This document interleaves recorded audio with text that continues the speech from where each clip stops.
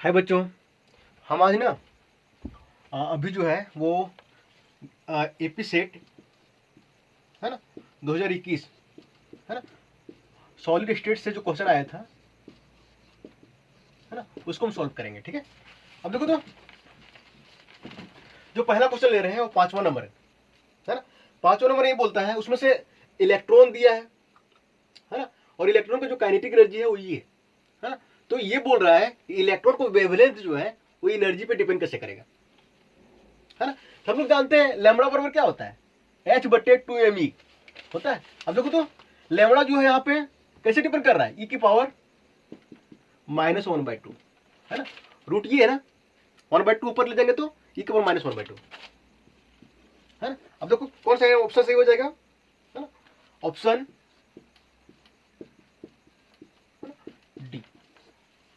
ठीक है, चलो आगे करते हैं।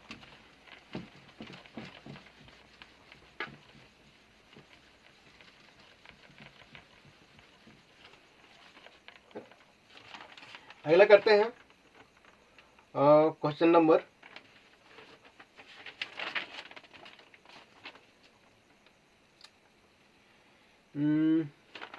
सॉलिड स्टेट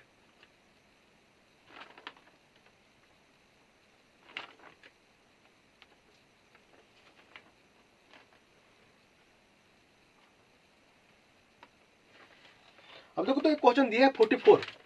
ठीक है, 44 है ना। 44 में ये है कार्बन दिया है ना, सिलिकॉन दिया है ना, और जर्मेनियम दिया है ना।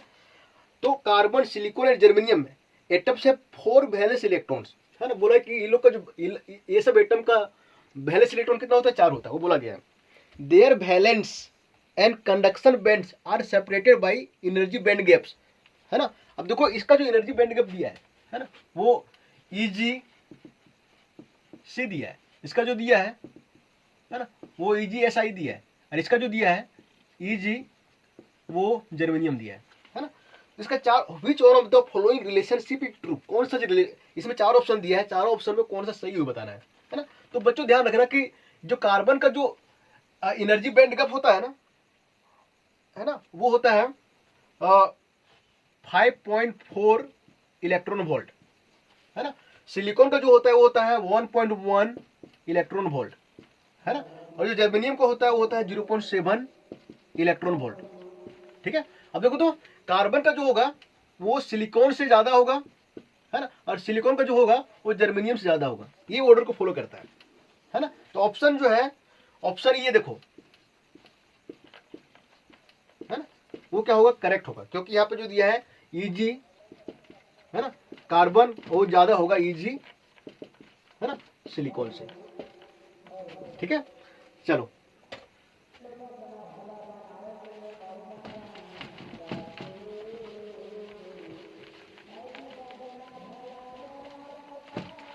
ठीक है, अगला क्वेश्चन करते हैं हम। अगला क्वेश्चन जो है वो 48 है ना। 48 में ये है द इलेक्ट्रॉन डेंसिटी इन ये मेटल ये at absolute 0 is twice that in ये मेटल बी। देखो मेटल ये है ना, और एक मेटल बी है ना। इसका जो इलेक्ट्रॉन डेंसिटी है मेटल का 2n है, और इसका ये, अब देखो तो ये n है ना। अब इसका मेटल ए का जो इलेक्ट्रॉन डेंसिटी है वो दुगुना है मेटल बी से। ठीक है, तो देयर फर्मी एनर्जी, इसका जो फर्मी एनर्जी होगा मेटल ए का फर्मी एनर्जी, ये फर्मी एनर्जी हाँ मेटल ए, और फर्मी एनर्जी मेटल बी है ना, दोनों का रेशियो क्या होगा है ना। अब देखो तो हम लोग जानते हैं EF बराबर जो होता है ना, होता है H cut square by 2m है ना, और होता है 3 पाई स्क्वायर n, और यहाँ पे होता है 2/3। ठीक है, n मेरा होता है ये इलेक्ट्रॉन डेंसिटी, क्या होता है इलेक्ट्रॉन डेंसिटी है ना। अब देखो तो फॉर्मूला यहाँ पुट करो तो देखो तो ये के लिए क्या होगा, H cut square by 2m, है ना, और यहाँ पे क्या होगा 3 पाई स्क्वायर, है ना। अब देखो तो इलेक्ट्रॉन डेंसिटी जो इसके लिए वो दुगुना है 2n, है ना, और बाहर में क्या होगा 2/3, है ना। अब देखो तो इसके लिए पुट करेंगे बी के लिए, है ना, तो क्या होगा H cut square by 2m, है ना, यहाँ पे 3 पाई स्क्वायर, है ना, इलेक्ट्रॉन डेंसिटी कितना है n है ना, 2/3।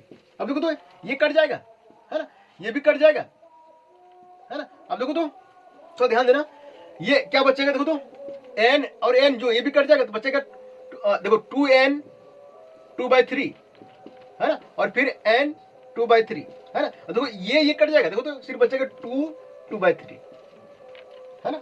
तो इसका जो ऑप्शन हो जाएगा, ऑप्शन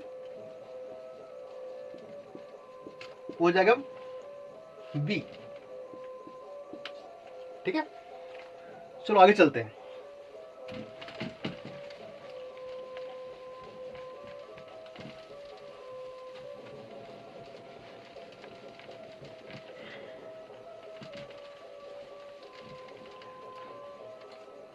अगला जो क्वेश्चन है ना, वो देख लेते हैं।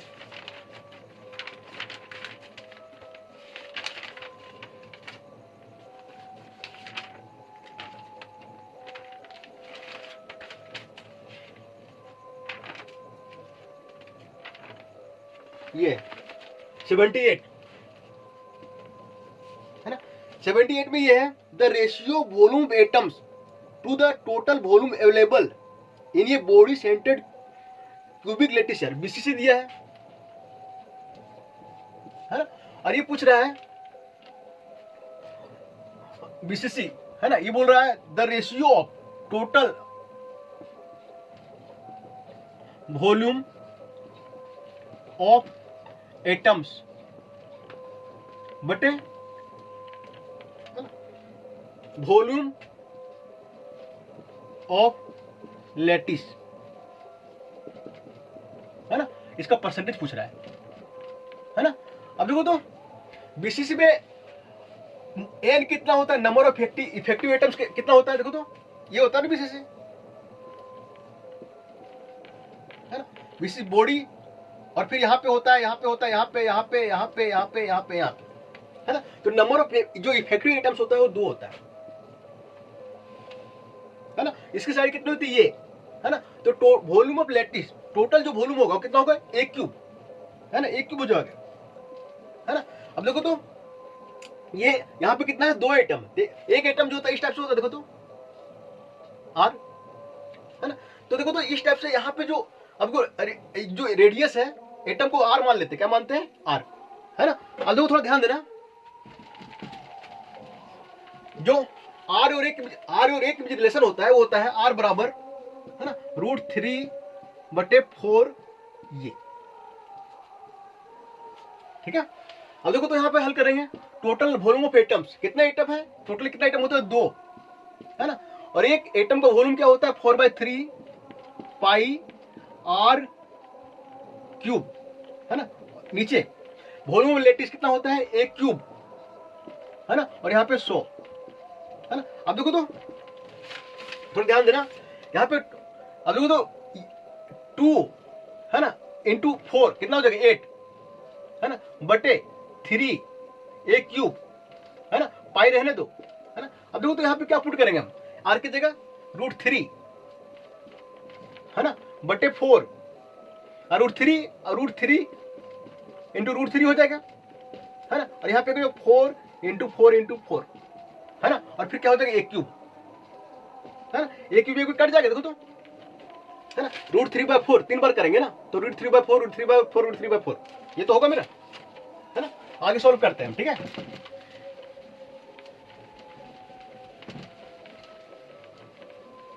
अब देखो तो क्या हो जाएगा आगे 8 पाई, है ना।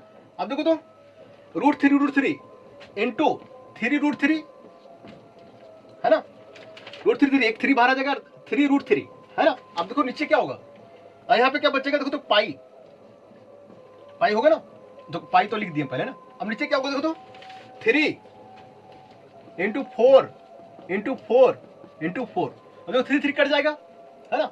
अब 4 दूनी 8, है ना, 2 दूनी 4 होगा। तो अब देखो तो क्या बचेगा, √3 पाई बटे 8, ये तो होगा। 8 टू 100 करोगे, है ना। अब देखो इसका वैल्यू जो है 22/7 पुट करोगे ना, पाई का वैल्यू 22/7, है ना, तो ये वैल्यू जो आ जाता है वो आ जाता है 68%। ओके, तो इसका ऑप्शन जो हो जाएगा वो बी। ठीक है, चलो ठीक है।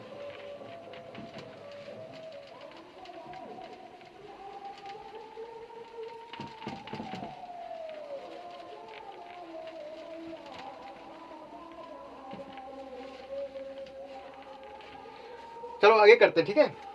अगला क्वेश्चन, हाँ 77, है ना। 77 में बोल रहा है Fermi surface of a metal can be studied using, Fermi surface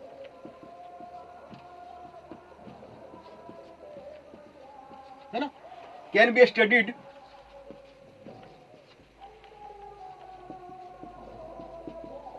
by neutron scattering. Okay, option ये, ठीक है। चलो मिटा देते हैं इसको, ठीक है।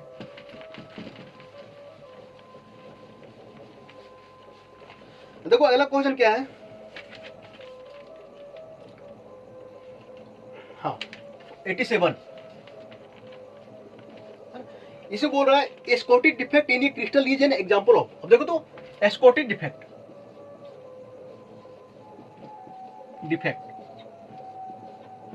है ना, एक होता है फ्रैंकल डिफेक्ट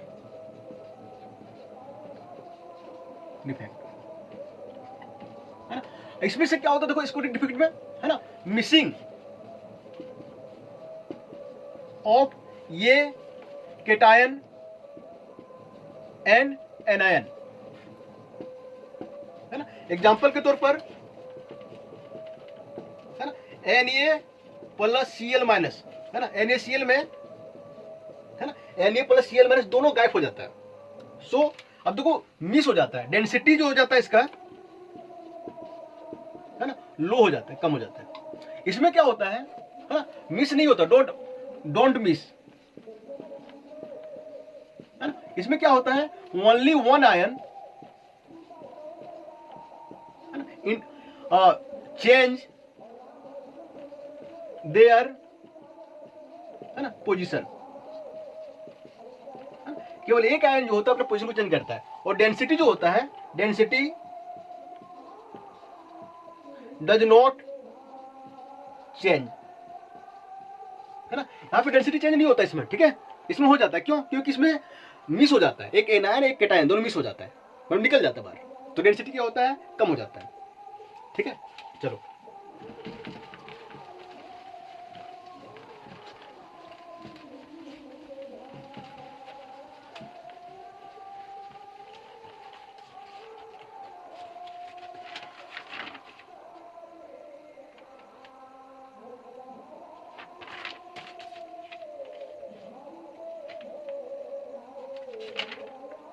अब देखो 70 नंबर देखते हैं, ठीक है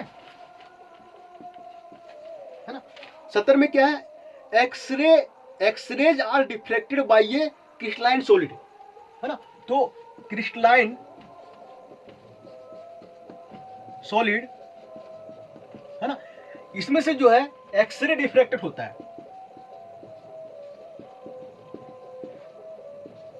ना।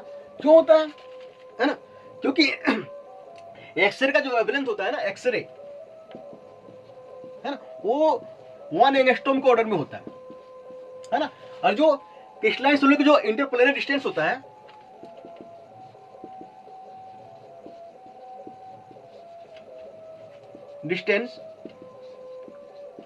ना, वो भी 1 ऑर्डर के एंगस्ट्रॉम में होता है। तो क्या होता है देखो तो, अब देखो तो, अब डिफ्रैक्शन कब होता है ना, जब जो इंटरप्लेनरी डिस्टेंस है ना, वो इसके वेवलेंथ के कंपेरेबल में हो जाए, है ना। तो इसका जो ऑप्शन है देखो, तो ऑप्शन बी होगा। ऑप्शन बी क्यों होगा, देखो तो क्या बोलता है, the wavelength of x-rays are comparable to the inter atomic spacing, है ना। इसका जो वेवलेंथ होता है इसके इंटर एटॉमिक स्पेसिंग के कंपेरेबल में होता है एक्सरे का, इसलिए एक्सरे का यूज किया जाता है in the diffraction problem of, है ना, क्रिस्टलाइन सॉलिड। ओके, अब देखो तो डिफ्रैक्शन कब होता है, डिफ्रैक्शन का जो है वो कंडीशन क्या है ना, जो ऑब्जेक्ट का साइज होना चाहिए, है ना, कंपेरेबल होना चाहिए, है ना, ऑफ द वेवलेंथ, है ना, of the wavelength of the light के वेवलेंथ के कंपेरेबल में, है ना, ऑब्जेक्ट का साइज होना चाहिए। ठीक है, चलो लाइट बोलो, या तो रे बोलो, है ना, या तो फिर इलेक्ट्रोमैग्नेटिक वेव बोलो। ठीक है, चलो अगला क्वेश्चन है, अगला है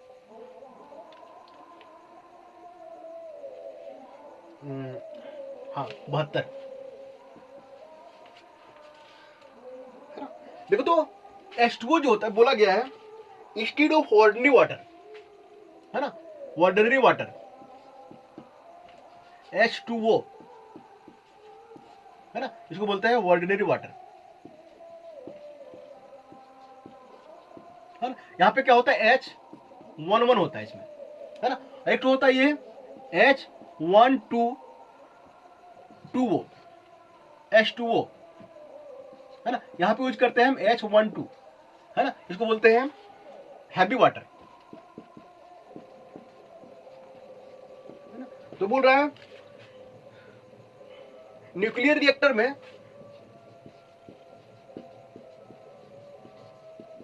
है ना, इसको यूज क्यों करते हैं, हैवी वाटर यूज क्यों करते हैं, है ना, न्यूक्लियर रिएक्टर में, है ना, हम हैवी वाटर को यूज क्यों करते हैं, है ना, हम ये जो सिंपल वाटर होता है उसको यूज क्यों नहीं करते हैं, है ना। तो इसका मेन रीजन है, तो न्यूक्लियर रिएक्टर में क्या होता है, न्यूट्रॉन जो होता है इजेक्ट होता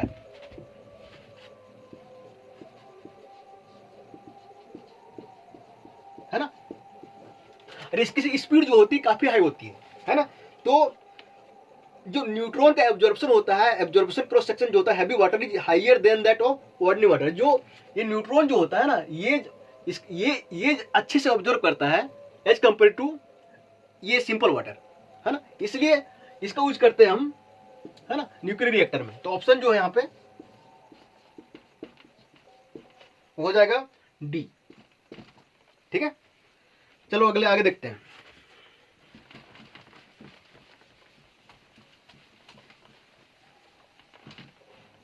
अगला जो क्वेश्चन है वो है 69, है ना। अब देखो थर्मल एक्सपेंशन ऑफ सॉलिड, है ना, सॉलिड है ना, सॉलिड में क्या होता है एटम, है ना, ये इसका थर्मल एक्सपेंशन, है ना। थर्मल एक्सपेंशन मतलब इसमें हम हीट बढ़ा रहे हैं, तो ये क्या होगा, देखो तो ये ऐसे वाइब्रेट करेगा ना, तो एम्पलीट्यूड क्या हो जाएगा, इंक्रीज हो जाएगा, है ना। तो वही बोला thermal expansion of a solid is due to, और एम्पलीट्यूड इंक्रीज होगा तो ये एक्सपेंड करेगा, है ना। तो किसकी वजह से इसका एक्सपेंशन होता है ना, तो होगा इसका ऑप्शन ए, है ना, ये होगा increase in the amplitude of the harmonic vibration of atom. Atom का जो वाइब्रेशन होता है उसका एम्पलीट्यूड जो है वो इंक्रीज कर जाएगा। ठीक है, चलो आगे देखते हैं।